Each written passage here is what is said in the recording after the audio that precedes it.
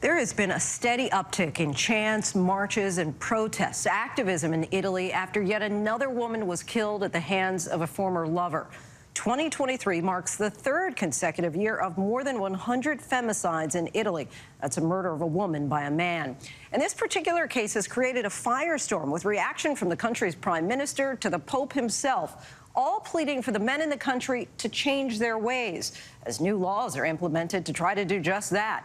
But will it be enough to save lives? Our Maggie Rulli takes us to Rome and tackles the issue that's ignited a movement.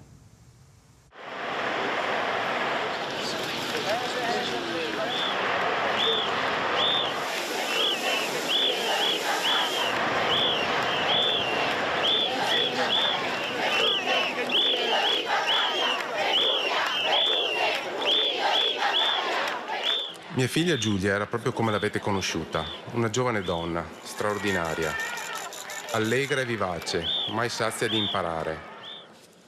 Come può accadere tutto questo? Com'è potuto accadere a Giulia?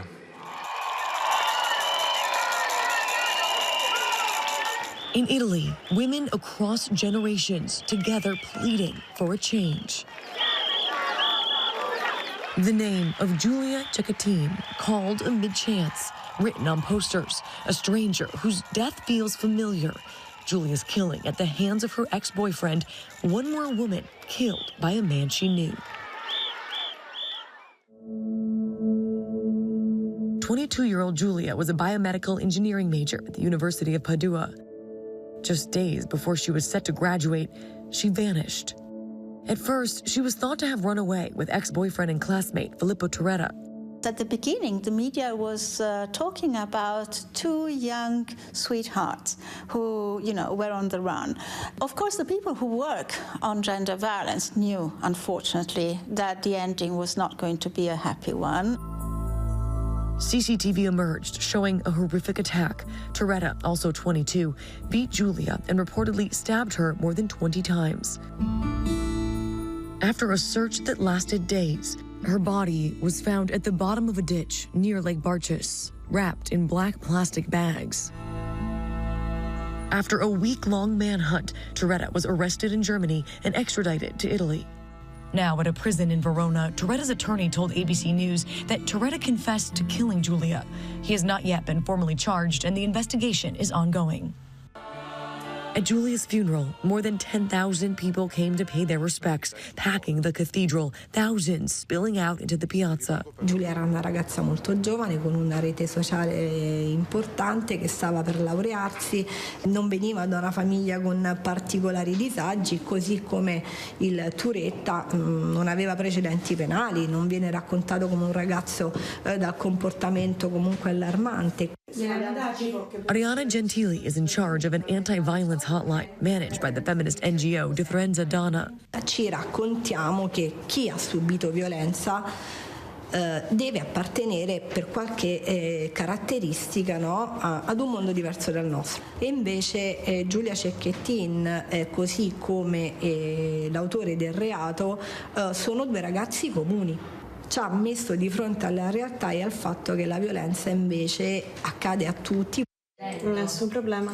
Since Giulia's case was made public, they say incoming calls have doubled. Ma sono aumentate tantissimo le telefonate di ragazze che potrebbero essere coetanei di Giulia che si riconoscono, ma di genitori, soprattutto madri. A woman is killed every 3 days in Italy, according to data from the Italian Interior Ministry.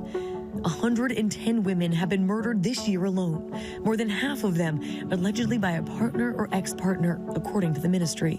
Ci siamo anche raccontati che le nuove generazioni avessero raggiunto un livello di rispetto e di parità maggiore delle generazioni più grandi. Invece questo ci ha fatto vedere quanto nelle nuove generazioni ancora ci sia questo tipo di dispotere, quanto la cultura patriarcale sia ancora radicata.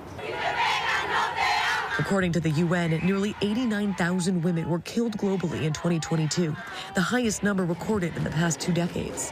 Half of them at the hands of their partners or family members. And while homicides globally are decreasing, femicides are not. In many other developed countries, femicides are not even codified into law. The Italian law does not recognize femicide as a crime. Femicide is something that is used as a cultural way to frame the problem. It is not used in courts because the law calls them in another way. It calls them like killing of women by the hand of a man. But after Giulia's killing, the Italian parliament approved new legislation that would strengthen measures against gender violence. La vicenda di Giulia Cecchettin è uno di quei momenti, io spero, di svolta proprio culturale di un paese che ha aperto gli occhi all'improvviso.